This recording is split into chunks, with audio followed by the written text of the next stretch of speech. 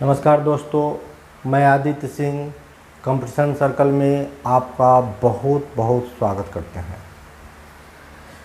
आज हम फिजिक्स के टॉपिक एक्सीलरेशन यानी त्वरण पर हम आपसे चर्चा करेंगे।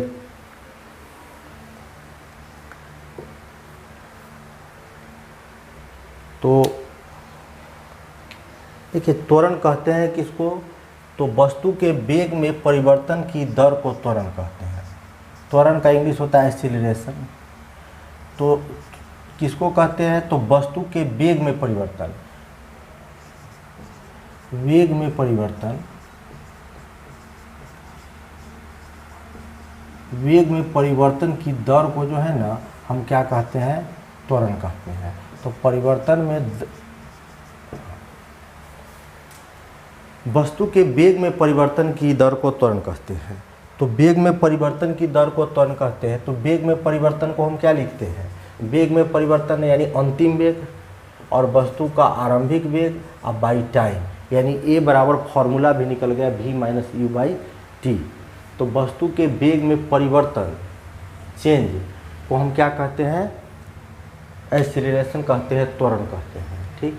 तो वेग का यूनिट जो होता है वो होता है मीटर पर सेकेंड, मीटर पर सेकेंड। और नीचे टाइम है तो टाइम का यूनिट आप लिखिएगा मीटर पर सेकेंड। वेग का हुआ, टाइम का हो गया सेकेंड, मीटर पर सेकेंड। मेन बटा ए है, इसके नीचे 1 है। मीटर पर सेकेंड इजिकल टू मीटर पर सेकेंड स्क्वायर, यानी इसका यूनिट हो गया, एक्सीलरेशन का यूनिट हो गया मीटर पर सेकेंड स्क्वायर।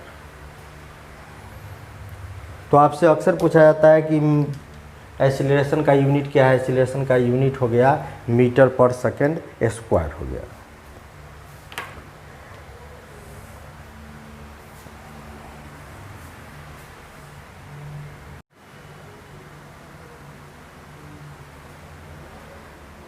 देखिए, वेग में परिवर्तन जो है, वेग में परिवर्तन की दर जो होता है वह त्वरण के बराबर होता है। यदि वेग में परिवर्तन हो, वेग में परिवर्तन अंतिम वेग, आरंभिक वेग बाई टी, वेग में परिवर्तन की दर क्या कहलाता है? तो वेग में परिवर्तन की दर त्वरण कहलाता है, यानी एक्सीलरेशन कहलाता है। ठीक। Rate of change in velocity is acceleration. जबकि विस्थापन में वेग में परिवर्तन होगा तो एक्सीलरेशन कहलाएगा। जबकि विस्थापन कहने का मतलब डिस्प्लेसमेंट से है। विस्थापन में परिवर्तन की दर जो है ना वह वेग के बराबर होती है। जैसे विस्थापन में डिस्प्लेसमेंट बाई टाइम, तो विस्थापन में परिवर्तन की रेट जो होती है वो वेग के बराबर होती है। और डिस्प्लेसमेंट का यूनिट लिखिएगा तो मीटर, और टाइम का यूनिट लिखिएगा तो सेकेंड, यानी कि हो जाएगा मीटर पर सेकेंड, मीटर पर सेकेंड। तो वेग का यूनिट निकल गया। तो विस्थापन में परिवर्तन की रेट जो है ना, वह विस्थापन मतलब कि डिस्प्लेसमेंट में परिवर्तन की रेट जो है ना वह वेलोसिटी कहलाती है। जबकि संवेग मोमेंटम, संवेग में परिवर्तन की रेट जो होती है वो बल के बराबर होती है। तो ये तीन चीज़ जो है ना बहुत महत्वपूर्ण है। अक्सर इसमें जो है स्टूडेंट मिस्टेक करते हैं। वेलोसिटी में परिवर्तन की रेट क्या कहलाती है? तो एक्सीलरेशन कहलाती है। डिस्प्लेसमेंट में यानी विस्थापन में परिवर्तन की रेट क्या कहलाती है? तो वेलोसिटी कहलाती है। जबकि संवेग में परिवर्तन की रेट क्या कहलाती है? तो संवेग में परिवर्तन की रेट जो होती है वह बल के बराबर होती है। इस तीन बिंदु पर आप, ये तीन बिंदु है आपको हम बताए हैं, इस पर गौर कीजिएगा। तो विस्थापन में परिवर्तन की रेट हम पिछले क्लास में भी बताए थे कि विस्थापन में परिवर्तन, विस्थापन मतलब डिस्प्लेसमेंट, विस्थापन में परिवर्तन की रेट जो होती है वो बल के बराबर होती है। कैसे? एक बार देख लीजिए इसको। Rate of change in momentum is force. तो विस्थापन को जो है ना, डिस्प्लेसमेंट को जो है ना हम P से सूचित करते हैं। तो इसमें परिवर्तन की रेट जो हो किसके बराबर होती है? बल के बराबर होती है। तो P बराबर होता क्या है? P मतलब संवेग। संवेग बराबर क्या होता है? तो द्रव्यमान गुने वेग होता है। द्रव्यमान मतलब मास गुने वेग यानी वेलोसिटी बाई टाइम। तो हम इसको लिख सकते हैं। ठीक। तो मास के लिए हम मास नहीं रख दिए, द्रव्यमान के लिए आप v/t के लिए v/t के लिए क्या लिख सकते हैं? अभी हम आपको बताए हैं कि वेग में परिवर्तन जो होता है, वेग में परिवर्तन वह किसके बराबर होता है? तो वेग में परिवर्तन एक्सीलरेशन के बराबर होता है। तो वेग में परिवर्तन एक्सीलरेशन के बराबर होता है। तो एफ हमको क्या निकल गया, एम ए इजिकल टू क्या लिख सकते हैं, एफ बराबर एम ए होता है। यानी संवेग में परिवर्तन, संवेग यानी p/t लिख दिए, संवेग में परिवर्तन के लिए हम टाइम लिखे, संवेग में परिवर्तन किसके बराबर होता है, तो संवेग यानी मोमेंटम में परिवर्तन जो हो वह फोर्स के बराबर होता है। मोमेंटम में परिवर्तन, rate of change in momentum is force, यह फोर्स के बराबर। यह 3 टॉपिक पर अक्सर क्वेश्चन पूछा जाता है। तो आइए एक एक करके हम क्वेश्चन देखते हैं। एक्सीलरेशन से संबंधित कुछ क्वेश्चन हैं जो हम आपसे शेयर कर रहे हैं, जो प्रीवियस ईयर्स के एग्जामिनेशन में पूछा गया है और काफ़ी इम्पोर्टेंट है, यह बार बार रिपीट करता है।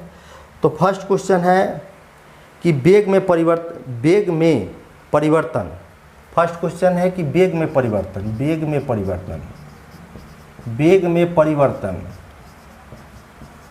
अब बाई लगने वाला समय।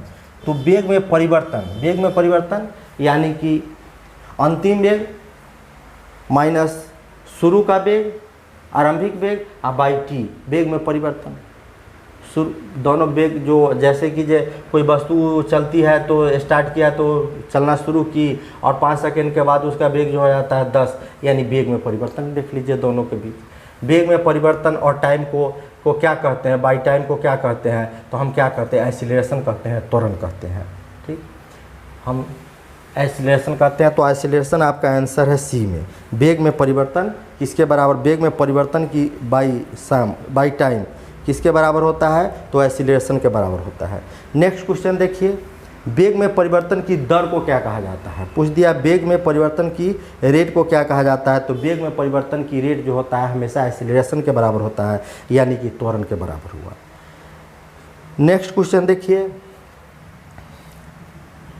क्वेश्चन नंबर 3 कह रहा है बल यानी फोर्स और द्रव्यमान मतलब क्या होता है, द्रव्यमान मतलब होता है मास, और द्रव्यमान मतलब हुआ मास, इजिकल टू क्या होगा, इजिकल टू व्हाट। तो आपको बताया गया था कि एफ बराबर होता है एम ए।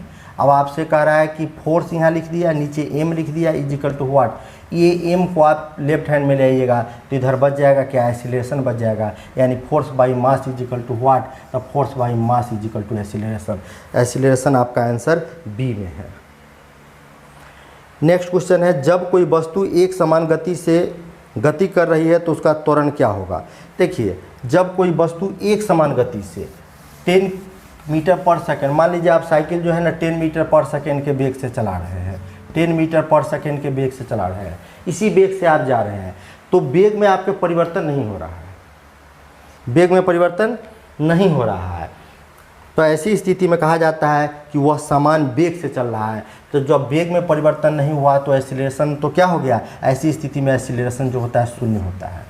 तो क्वेश्चन हमसे पूछ रहा है कि जब कोई वस्तु एक समान गति से गति कर रही है, एक समान गति से, वेग में कोई परिवर्तन नहीं हो रहा है, जब कोई वस्तु एक समान गति से गति कर रहा हो तो उसका त्वरण क्या होगा। वेग में परिवर्तन ही नहीं हो रहा है तो ऐसी स्थिति में एक्सीलरेशन शून्य होगा, एक्सीलरेशन शून्य होगा। देखिए, वेग में परिवर्तन, वेलोसिटी में जो है ना परिवर्तन का क्या मतलब होता है, वेलोसिटी में जब परिवर्तन ना हो, कोई परिवर्तन ना हो, नो चेंज, वेलोसिटी में कोई परिवर्तन ना हो तो ऐसी स्थिति में एक्सीलरेशन जीरो होता है।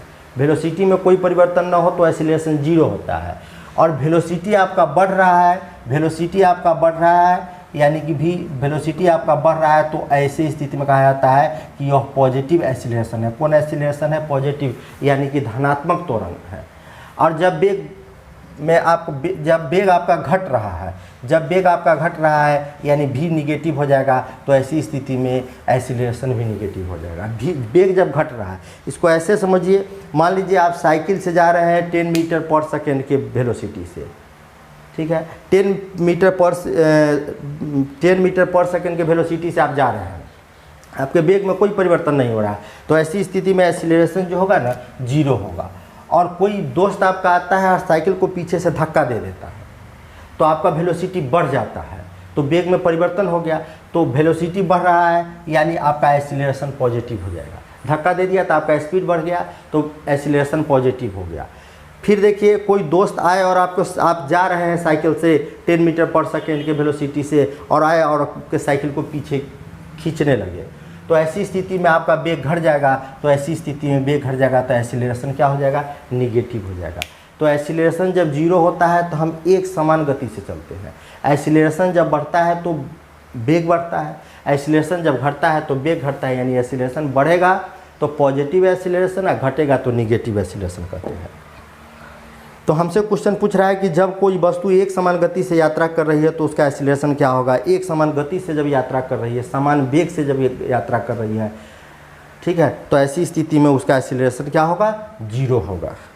नेक्स्ट क्वेश्चन, एक समान वेग से चलती किसी वस्तु का त्वरण क्या होता है। तो एक समान गति से चलती हुई किसी वस्तु, एक समान वेग से चलती हुई किसी वस्तु का एक्सीलरेशन शून्य होता है, जीरो होता है। धनात्मक त्वरण का क्या अर्थ है। नेक्स्ट क्वेश्चन देखिए, धनात्मक त्वरण का अर्थ है कि वस्तु का वेग क्या हो रहा है। धनात्मक त्वरण का अर्थ है, धनात्मक त्वरण मतलब एक्सीलरेशन का अर्थ है कि वस्तु का वेग बढ़ रहा है। नेक्स्ट क्वेश्चन देखिए, त्वरण ऋणात्मक होने पर किसी पिंड का वेग क्या होगा। त्वरण ऋणात्मक होने पर किसी पिंड का वेग क्या होगा। तो ऋणात्मक होने पर त्वरण किसी पिंड का वेग क्या हो रहा है, पिंड मतलब ऑब्जेक्ट का वेग घट रहा होगा। नकारात्मक त्वरण निम्न में से किस दिशा के विपरीत होता है। नकारात्मक त्वरण, देखिए हम आपको कहें कि आप साइकिल से जा रहे हैं, साइकिल से आप जा रहे हैं, अब कोई आए आपको क्या करे, पीछे की ओर धक्का दे, पीछे की ओर खींच ले, तो पीछे की ओर खींच लेगा तो आपका वेलोसिटी क्या हो जाएगा, घट जाएगा। तो इसको हम क्या बोलेंगे, निगेटिव एक्सीलरेशन बोलते हैं। तो निगेटिव एक्सीलरेशन जो होता है वह किसके विपरीत होता है। तो निगेटिव एक्सीलरेशन, देखिए वेलोसिटी उधर है और निगेटिव एक्सीलरेशन क्या है, इसके अपोजिट डायरेक्शन में है। तो हमसे क्वेश्चन पूछ रहा है निगेटिव एक्सीलरेशन किस दिशा के विपरीत होता है। तो निगेटिव एक्सीलरेशन जो होता है हमेशा वेलोसिटी के विपरीत होता है। देखिए वेलोसिटी का डायरेक्शन क्या है, निगेटिव एक्सीलरेशन पीछे से खींच लेना। निगेटिव एक्सीलरेशन आपके साइकिल को कोई पीछे से खींच रहा है, तो निगेटिव एक्सीलरेशन में किस दिशा के विपरीत होता है। तो निगेटिव एक्सीलरेशन ए आंसर होगा, वह वेलोसिटी के अपोजिट होता है, वेलोसिटी के अपोजिट होता है। नेक्स्ट क्वेश्चन, एक वस्तु के प्रति इकाई समय में वेग में परिवर्तन की माप। वेग में परिवर्तन की माप जो होता है एक्सीलरेशन के बराबर होता है। वेग में परिवर्तन की माप, वेग में जब भी वेलोसिटी में जब भी परिवर्तन होगा वह किसके बराबर होगा। तो वेलोसिटी में परिवर्तन जो होता है वह एक्सीलरेशन के बराबर होता है। डिस्प्लेसमेंट में परिवर्तन जो होता है वह वेलोसिटी के बराबर होता है, और मोमेंटम में परिवर्तन जो होता है वह बल के बराबर होता है। हम तीनों बात बता दिए आपको। नेक्स्ट क्वेश्चन, मुक्त रूप से गिर रही वस्तु का गति क्या होगा। देखिए मुक्त रूप से गिर रही वस्तु यानी बॉल है, आप इसको छत से फेंक दी इस बॉल को, तो मुक्त रूप से यह गिरती हुई वस्तु का वेग जो है ना, प्रति सेकेंड प्रत्येक पॉइंट पर उसका वेग क्या हो जाएगा, बढ़ता हुआ रहेगा। प्रत्येक सेकेंड में जो है ना, प्रत्येक बिंदु पर उसका वेग जो है ना बढ़ता हुआ चला जाएगा। तो क्वेश्चन पूछ रहा है कि मुक्त रूप से गिर रही वस्तु किसका उदाहरण है। तो एक समान त्वरित गति का उदाहरण है, क्योंकि भिन्न भिन्न समय पर उसका वेलोसिटी भिन्न भिन्न होता जाएगा। नेक्स्ट क्वेश्चन है, किस जोड़े की दिशा हमेशा समान होती है। किस जोड़े की दिशा, हम बताएं ना, मान लीजिए आप साइकिल से जा रहा है, कोई व्यक्ति जा रहा है साइकिल से, ठीक, कोई व्यक्ति साइकिल से जा रहा है और क्या कर रहा है, उसको कोई धक्का आकर दे देता है, कोई धक्का दे देता है, तो क्या होगा, वह एक निश्चित वेलोसिटी से जा रहा है और उसको आप क्या कर रहे हैं, उसका वेलोसिटी बढ़ा रहे हैं, पीछे से धक्का देकर उसका वेलोसिटी बढ़ा रहे हैं। तो कह रहा है किस जोड़े की दिशा हमेशा एक समान होती है। तो वेलोसिटी का और एक्सीलरेशन का दिशा हमेशा एक समान होता है, इसीलिए वेलोसिटी भी सदिश राशि है और वेक्टर भी सदिश राशि है। वेलोसिटी भी एक्सीलरेशन दोनों के दोनों सदिश राशि है, यानी वेक्टर है। तो आपका ऑप्शन बी हो जाएगा। वेग समय ग्राफ, देखिए वेग के साथ समय का चर्चा है, वेग समय ग्राफ, वेलोसिटी के साथ टाइम का चर्चा है, तो इसका जो ग्राफ बनेगा वो किसका ग्राफ बनेगा, तो एक्सीलरेशन का, यानी त्वरण का। आंसर सी हुआ। अब आइए इससे संबंधित कुछ न्यूमेरिकल देखते हैं। न्यूमेरिकल है क्या कुछ, यदि 5 सेकेंड में t = 5 सेकेंड, यदि 5 सेकेंड में किसी कार का वेग 5 मीटर पर सेकेंड से बढ़कर 10 मीटर पर सेकेंड हो जाए, तो शुरू में जो वेग था वह 5 मीटर पर सेकेंड था, शुरू वाला वेग को यू लिखते हैं। अब बाद में उसका वेग कितना हो गया, 10 मीटर पर सेकेंड हो गया। तो हमसे क्वेश्चन पूछ रहा है कि बताइए कि उसका एक्सीलरेशन कितना था, उसका त्वरण कितना था, हमसे पूछ रहा है। तो 5 सेकेंड में किसी कार का वेग 5 मीटर पर सेकेंड से बढ़कर 10 मीटर पर सेकेंड हो जाए तो उसको एक्सीलरेशन कितना होगा, हमसे पूछ रहा है। तो एक्सीलरेशन बराबर क्या होता है, तो एक्सीलरेशन बराबर फार्मूला होता है वेग में परिवर्तन v minus you by T, v minus you by T. तो v minus you by T, तो v का मतलब होता है वेग में परिवर्तन, तो दोनों वेग में परिवर्तन देख लीजिए, v माइनस यू यानी 10 माइनस 5, अब बाई टी कितना है 5, तो आपको हो गया 5/5 कट गया 1 हो गया, यानी 1 मीटर पर सेकेंड स्क्वायर। एक्सीलरेशन का यह यूनिट देना पड़ा है, एक्सीलरेशन का आपको यूनिट लिखना पड़ेगा, नहीं तो ऑप्शन में दे देगा 1 मीटर पर सेकेंड, 1 मीटर पर सेकेंड स्क्वायर, तो आपको वहाँ डाउट होने लगेगा। इसलिए आपको ध्यान रखना होगा कि एक्सीलरेशन का यूनिट जो होता है मीटर पर सेकेंड होता है। तो 1 मीटर पर सेकेंड आपका डी आंसर है। Next question 150 kg। अब kg का मतलब क्या होता है, kg यूनिट है मास का, 150 kg मास मतलब द्रव्यमान। 150 kg द्रव्यमान की एक वस्तु 5 सेकेंड में t इक्वल टू हम लिख लेते हैं 5 सेकेंड में, 5 सेकेंड में 6 मीटर पर सेकेंड से 16 मीटर पर सेकेंड की वेग से त्वरित होती है। यानी शुरू वाला वेग 6 मीटर पर सेकेंड है और बाद वाला वेग जो है ना बढ़कर वेग कितना हो गया 16 मीटर पर सेकेंड हो गया। तो हमसे क्वेश्चन पूछ रहा है कि एक्सीलरेशन ज्ञात कीजिए। देखिए 150 kg का एक वस्तु है, 150 kg का एक वस्तु है जिसका 5 सेकेंड में वेग जो है ना, जिसका वेलोसिटी जो था ना वो शुरू वाला 6 मीटर पर सेकेंड था और उसको 5 सेकेंड में उसको वेलोसिटी बढ़कर हो जाता है 16 मीटर पर सेकेंड। तो हमसे पूछ रहा है एक्सीलरेशन क्या होगा बताइए। तो एक्सीलरेशन बराबर फार्मूला होता है v minus you by T. Acceleration बराबर होता है v माइनस यू, तो v कितना है 16 है, u कितना है 6 है, 6 है और t कितना है 5 है। तो आपको हो गया 10/5, 5 से कट गया 2 बार में, यानी 2 मीटर पर सेकेंड स्क्वायर लिखेंगे, 2 मीटर पर सेकेंड स्क्वायर लिखेंगे क्योंकि एक्सीलरेशन निकाले हैं। तो 2 मीटर पर सेकेंड स्क्वायर आपका एक्सीलरेशन है आंसर। हाँ, तो आपका सी में 2 मीटर पर सेकेंड स्क्वायर है। ठीक है, इसको हम ऐसे भी लिख सकते हैं 2 मीटर पर सेकेंड स्क्वायर को ऐसे भी लिख सकते हैं।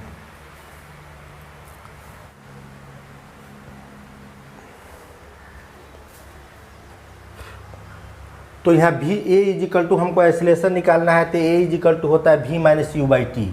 तो v कितना हो गया, अब हम v देखेंगे इसको मीटर पर सेकेंड वाला, तो मीटर पर सेकेंड में v हो गया 10 और u कितना हो गया, तो u हो गया 5। अब बाई t कितना है, तो t दिया हुआ है 5 सेकेंड, यानी 10 में से 5 माइनस हो गया 5/5 कट गया 1 मीटर पर सेकेंड स्क्वायर लिखेंगे।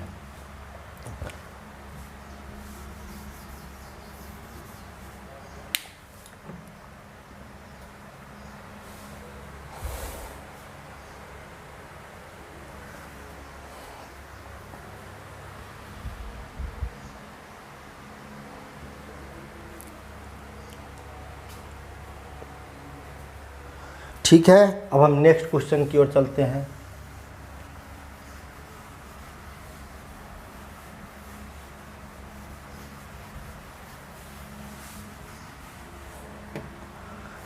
जुड़िएगा, नेक्स्ट क्वेश्चन हमारा क्या कह रहा है कि एक कार का वेग 10 सेकेंड में, एक कार का वेग जो है वो 10 सेकेंड में 18 kilometre per hour, 18 kilometre per hour से 72 किलोमीटर पर आवर हो जाता है।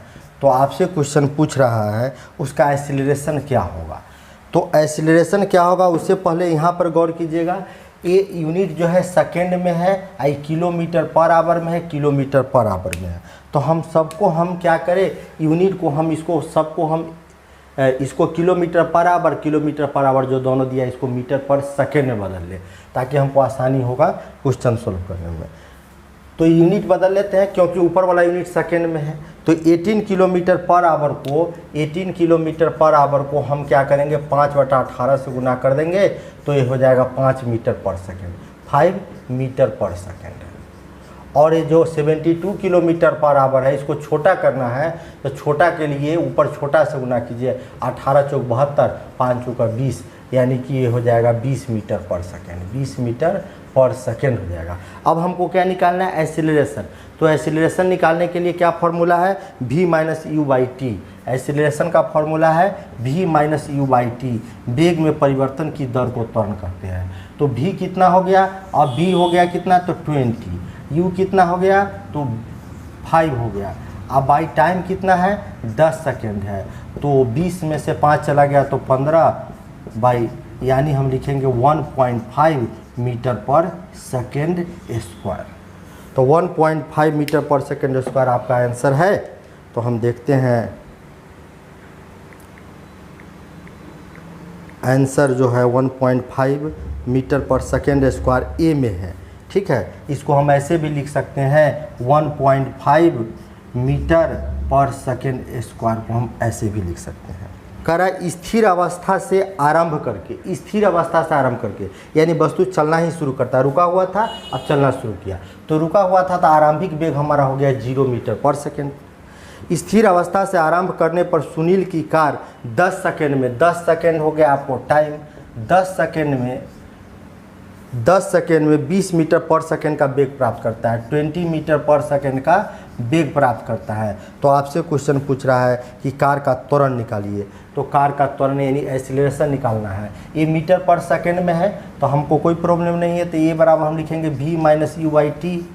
तो v माइनस यू यानी वेलोसिटी v कितना है, तो v यहाँ पर है 20, अब माइनस यू 0 है, अब बाई टी कितना है, 10 सेकेंड है, 10 सेकेंड है, यानी 20/10 इज इक्वल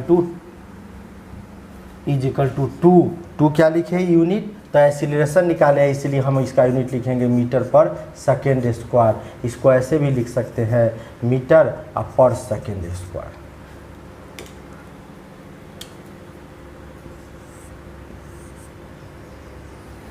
तो आपका आंसर हो गया 2 मीटर पर सेकेंड स्क्वायर, बी ऑप्शन में।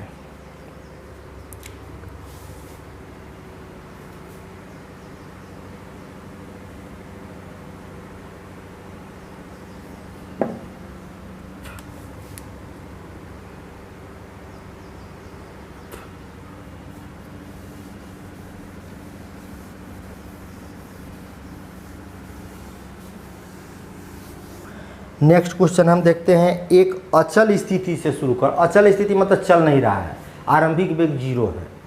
अचल स्थिति का मतलब होता है चल नहीं रहा, अभी चलना शुरू नहीं किया है। एक अचल स्थिति से शुरू करके यानी 0 से शुरू करके, ठीक है, वो गाड़ी रुकी हुई थी, अब चलना शुरू किया। तो जो रुकी हुई थी तो आरंभिक वेग हो गया कितना, वेलोसिटी हो गया 0। एक अचल स्थिति से शुरू करके सोनी साइकिल द्वारा 30 सेकेंड में, टाइम हो गया 30 सेकेंड में, 30 सेकेंड में 60 मीटर पर सेकेंड की गति पकड़ता है, 60 मीटर पर सेकेंड की गति पकड़ती है। तो साइकिल का एक्सीलरेशन क्या होगा, हमको साइकिल का एक्सीलरेशन निकालना है। तो हमको फार्मूला मालूम होना चाहिए। ए का फार्मूला, ए बराबर होता है क्या, v minus you by T होता है। तो v कितना है, तो v 60 मीटर पर सेकेंड में है, तो मीटर पर सेकेंड। u कितना है, तो u 0 है। और टाइम कितना है, तो टाइम 30 सेकेंड है, 30 सेकेंड है। ये हो जाएगा 2 मीटर पर सेकेंड स्क्वायर। 2 मीटर पर सेकेंड स्क्वायर आपका आंसर है बी में। 2 मीटर पर सेकेंड स्क्वायर आंसर है बी में। एक कार 5 सेकेंड में, 5 सेकेंड क्या दे रहा है, तो टाइम दे रहा है। यूनिट से पकड़ लीजिएगा कि 5 सेकेंड क्या है, तो 5 सेकेंड टाइम है। एक कार 5 सेकेंड में 18 किलोमीटर पर आवर से 72 किलोमीटर पर आवर तक, 18 किलोमीटर आरंभिक वेग है, 18 किलोमीटर है, अच्छा, किलोमीटर पर आवर से 72 kilometre per hour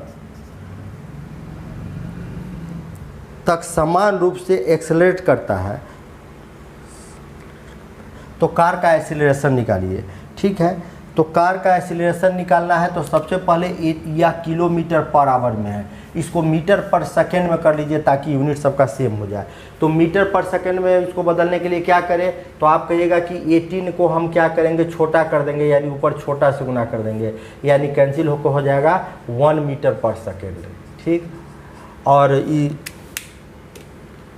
72 kilometre our को क्या करें, तो 72 किलोमीटर आवर को छोटा करना है तो ऊपर छोटा से 18 चौक 72, 5 चौका 20, यानी हो गया आपको 20 मीटर पर सेकेंड हो गया। तो आपको एक्सीलरेशन निकालना है, तो एक्सीलरेशन निकालने का फॉर्मूला होता है v minus you by T.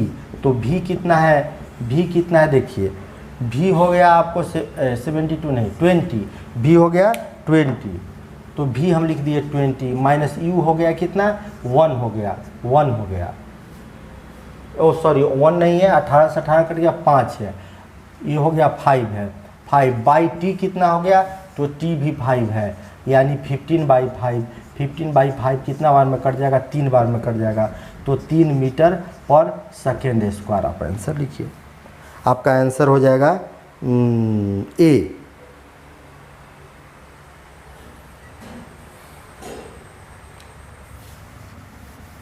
जब 21 न्यूटन के एक बल, देखिए हम आपको बोले हैं बार बार फिजिक्स में यूनिट का बहुत महत्व है, आप यूनिट से ही कोई चीज़ पकड़िए। इसको 21 न्यूटन लगाया हुआ है तो क्या है, यह फोर्स है।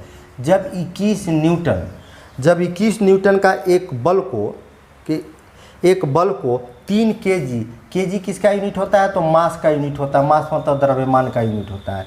3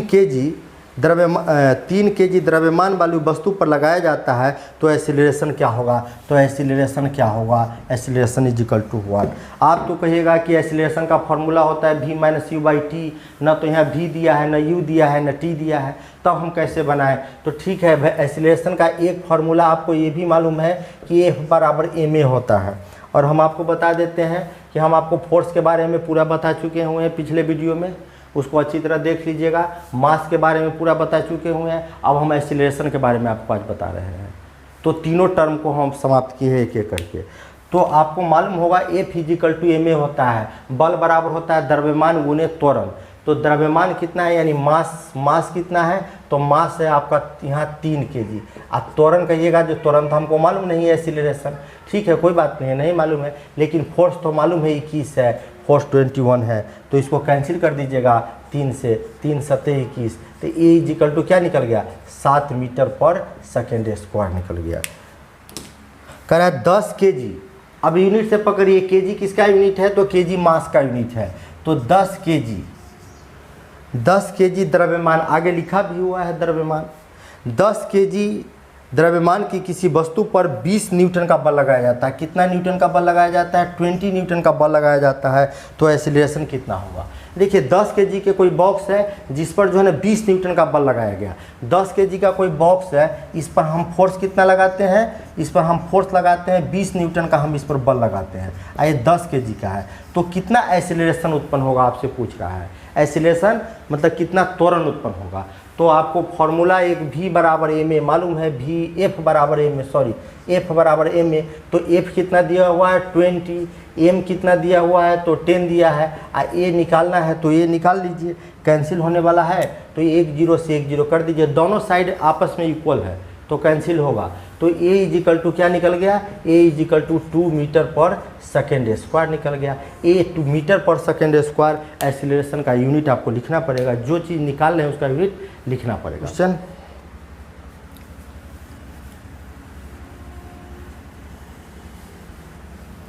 नेक्स्ट क्वेश्चन है 350 न्यूटन का एक बल, 350 न्यूटन लिखा है तो न्यूटन 350 न्यूटन का एक बल, 350 न्यूटन का एक बल 500 केजी मतलब मास का यूनिट हो गया, 500 केजी मास का यूनिट हो गया पर लगाया जाता है तो ऐसी स्थिति में वस्तु में त्वरण उत्पन्न होगा। तो कह रहा है कि जब 500 केजी का एक बॉक्स है, 500 केजी का एक बॉक्स है, 500 केजी का एक बॉक्स है, इस पर एक बल लगाया जाता है, ठीक है, इस पर एक बल लगाया जाता है कितना न्यूटन का, तो 350 न्यूटन का एक बल लगाया जाता है। तो इसमें कितना एक्सीलरेशन आएगा, कितना त्वरण आएगा, तो F बराबर ma है, F आपको मालूम है, F कितना दिया हुआ है,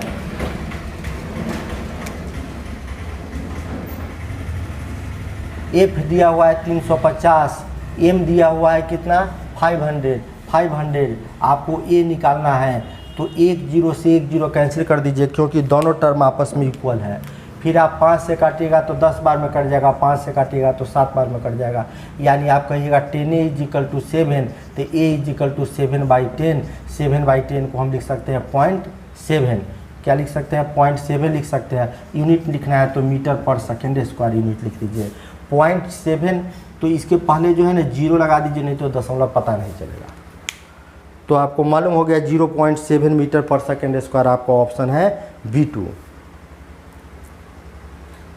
हम एक्सीलरेशन से संबंधित जिस टाइप के क्वेश्चन पूछता है वो आपको बीच रखे हैं, और इसको आप देखने से पहले मास देख लीजिएगा, फोर्स को यदि देख लीजिएगा, मास और फोर्स दोनों बता दिया गया है। आप दोनों का वीडियो एक बार देख लीजिएगा तो आपको पूरा चैप्टर यानी कि F = जो ma होता है, F = फोर्स = मास एक्सीलरेशन जो होता है, तो फोर्स भी और मास भी बता चुके हैं। आज एक्सीलरेशन आपको हम बताए हैं, तो आपको तीनों पूरी अच्छी तरह समझ में आ जाएगा। और इससे अच्छा खासा क्वेश्चन जो है ना NTPC और ग्रुप डी में भी पूछता है, ALP में भी क्वेश्चन इससे अच्छा खासा पूछता है। ठीक है, धन्यवाद। और नेक्स्ट वीडियो हम फिर लेकर आएंगे फिजिक्स का।